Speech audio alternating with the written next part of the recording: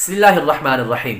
سرکار مدینہ صلی اللہ علیہ وآلہ وسلم کا فرمان عالی شان ہے کہ جب تمہارے بچے 7 برس کے ہو جائے تو انہیں نماز کا حکم دو، اور جب 10 برس کے ہو جائے تو انہیں مار کر نماز پڑھاؤ۔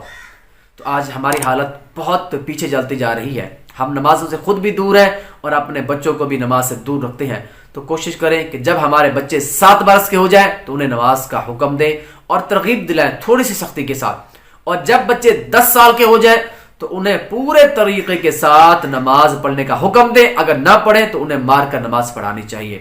ہم اگر اپنے بچوں کو بچپن سے اس کا عادی نہیں بنائیں گے تو بڑے ہو کر کبھی بھی وہ عادی نہیں بنیں گے۔ ہمیں خود بھی کوشش کرنی چاہیے اور اپنے بچوں کو بھی اس کی ترغیب دلانی چاہیے۔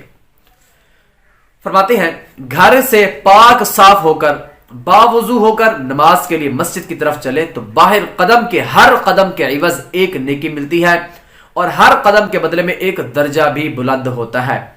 حضرت سیدنا ابو ہریرہ رضی اللہ تعالی عنہ سے روایت ہے کہ تاجدار مدینہ صلی اللہ علیہ وآلہ وسلم نے ارشاد فرمایا کہ جو شخص اپنے گھر میں طہارت، وضو، غسل کر کے نماز فرض ادا کرنے کے لیے مسجد کو جاتا ہے، اللہ عز و جل اس کے ایک قدم پر ایک گناہ کو معاف فرما دیتا ہے، ایک گناہ کو محو فرما دیتا ہے، اور دوسرے پر ایک درجہ بھی بلند فرما دیتا ہے۔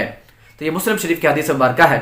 اللہ پاک ہم سب کو بھی 5 گانا باجماعت نماز ادا کرنے کی توفیق عطا فرمائے، اور اپنے بچوں کو بھی نماز کی ترغیب دلائیں، زیادہ سے زیادہ ترغیب دلائیں، اور سب سے بڑا اہم کام کہ خود بھی نماز کو تمام سنتوں اور اس کے ارکان و آداب کے ساتھ ادا کریں اور اپنے بچوں کو بھی اس کی تلقین کریں۔ اللہ پاک ہم سب کو عمل کرنے کی توفیق عطا فرمائے۔